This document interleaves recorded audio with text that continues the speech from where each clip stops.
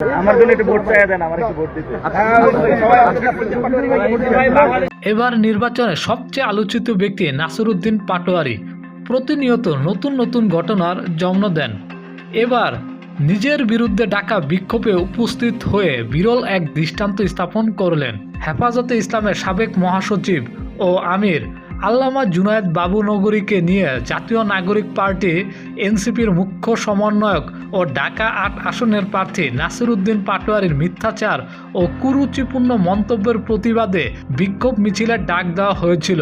আজ রবিবার ৮ ফেব্রুয়ারি বাদ আসর বাইতুল মোকাররম উত্তর গেটে আল্লামা জুনায়েদ বাবুনগরী স্মৃতি সংসদ কর্তৃক আয়োজিত এক বিক্ষোভ শুরু হওয়ার পরপরই সেখানে গিয়ে উপস্থিত হন নাসিরউদ্দিন পাটোয়ারি নিজেই।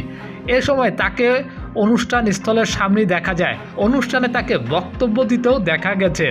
পরে এই বিক্ষোভের কিছু ছবি সামাজিক যোগাযোগ মাধ্যমে ছড়িয়ে পড়লে আলোচনা শুরু হয়।